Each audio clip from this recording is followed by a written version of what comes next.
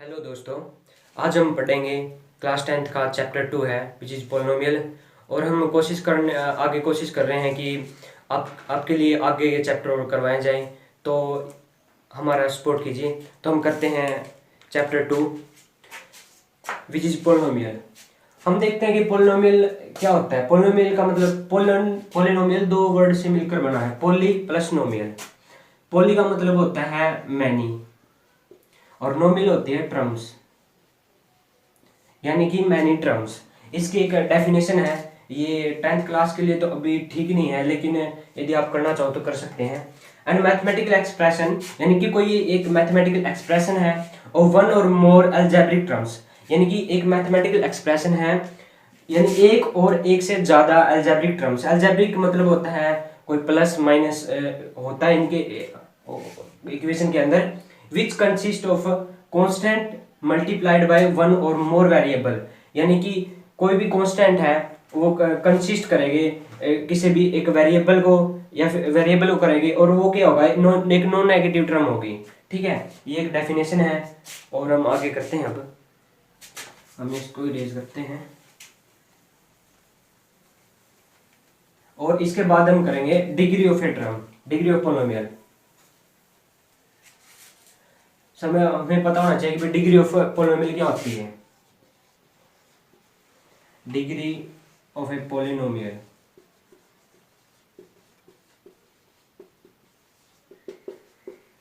Degree of polynomial का मतलब होता है कि हाईएस्ट पावर ऑफ एक्स। ये स्टैंडर्ड फॉर्म है, मतलब कि हम 10th क्लास के अंदर यही करेंगे, हाईएस्ट पावर ऑफ एक्स। जैसे मैंने लिख दिया 2x² प्लस 3x प्लस का 4, यानी कि इसकी यदि कोई ये पूछने लगे इसकी डिग्री क्या होती है, तो हम लिखेंगे इसकी डिग्री क्या होती है, 2 होती है। ठीक है, और इसी तरह से जैसे कोई भी 3x³ plus x² plus x plus 9, इसकी डिग्री कितनी होती है, इसकी डिग्री की होती है 3। ठीक है, और हम अब इसके टाइप पढ़ेंगे कि पोलिनोमियल कितने तरह के होते हैं। ये पूरी पोलिनोमियल डिग्री के ऊपर डिपेंड करती है। जैसे फर्स्ट डिग्री का है, सेकंड डिग्री का है। जैसे यदि किसी पोलिनोमियल की डिग्री 1 होती है, इफ डिग्री 1 पोलिनोमियल, पोलिनोमियल तो नहीं बोलेंगे हम लोग, इसको बोलेंगे लीनियर पोलिनोमियल। यानी कि लीनियर पोलिनोमियल की डेफिनेशन क्या होगी, इसकी डिग्री क्या होती है, 1 होती है। जैसे 2x प्लस 3, इसकी डिग्री क्या होगी, 1 होगी, और ये क्या है, लीनियर पोलिनोमियल है। और इसी तरह से हम इस चैप्टर में पढ़ेंगे क्वाड्रेटिक इक्वेशन।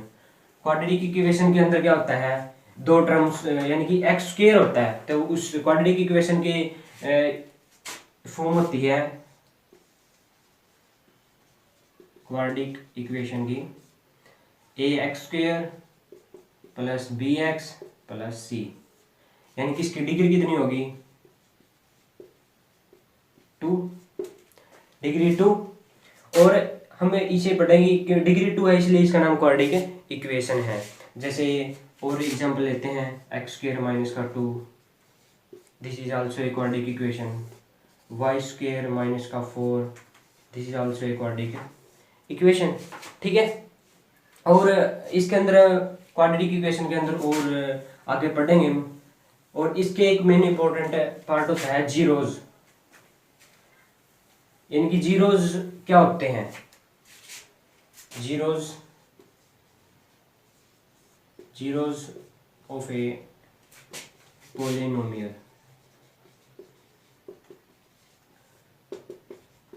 हम ये डिफाइन करेंगे कि जीरोज क्या होते हैं। मान लेते हैं px कोई एक पोलिनोमियल है, लेट px इज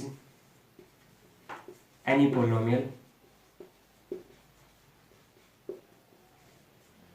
ठीक है, px का मतलब है इसके अंदर कोई भी टर्म है x की। ठीक है, इसके अंदर कोई y की टर्म नहीं है, केवल x की टर्म है। कौन सी टर्म हो सकती है, जैसे फॉर एग्जांपल मान लेंगे अपन, ये एग्जांपल के लिए बस, जैसे कि x³ plus x² plus x plus c, where c is क्या है, कांस्टेंट है। ये एक पोलिनोमियल है, मान लेते हैं पोलिनोमियल है। यदि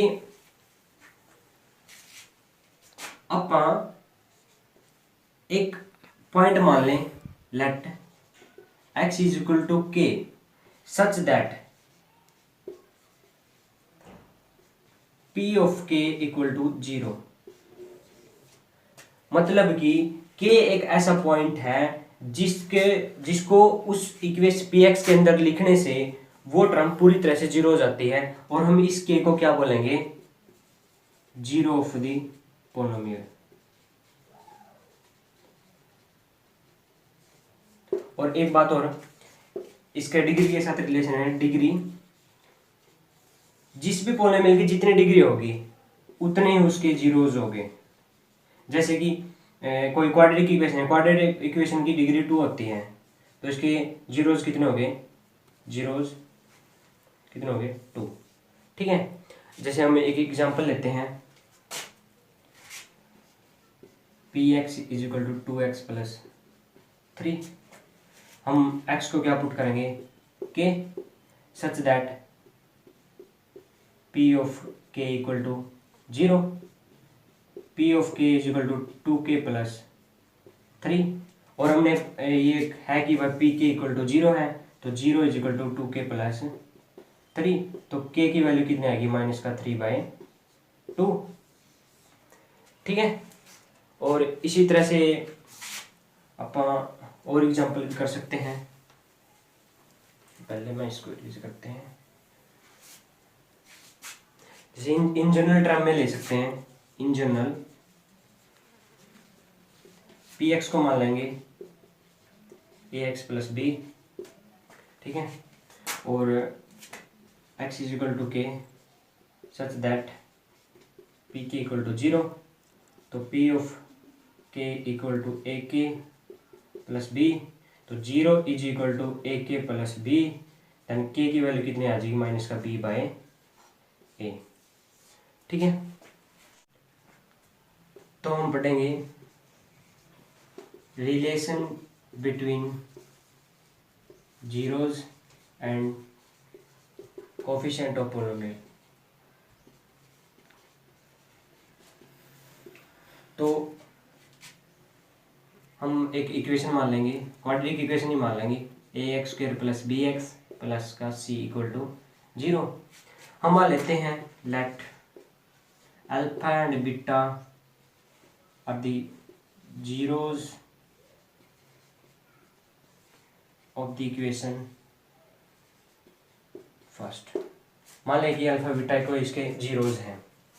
ठीक है, ये अल्फा बीटा एक ग्रीक लेटर है जो हम यूज़ करते हैं नॉर्मली। ग्रीक लेटर इसलिए यूज़ करते हैं क्योंकि सबसे पहले बुक जो विद्वान थे वो ग्रीक से ही थे, इसलिए अल्फा बीटा उनकी लैंग्वेज थी, इसलिए अल्फा बीटा यूज़ करते हैं। ठीक है, तो हम करेंगे सम ऑफ जीरोज, यानी कि अल्फा प्लस बीटा किसके बराबर होगा, माइनस का b/a, means negative coefficient of x divided by coefficient of x²। ठीक है, और हो गया प्रोडक्ट ऑफ जीरोज, यानी कि alpha beta is equal to c/a, means constant term divided by coefficient of x²। ये इनका रिलेशन है। एक अलग होता है, एक गामा भी होता है, लेकिन गामा हमारे सिलेबस में नहीं है 10th क्लास के में, इसलिए हम इसको आगे डिफाइन नहीं करेंगे। I hope you like the video.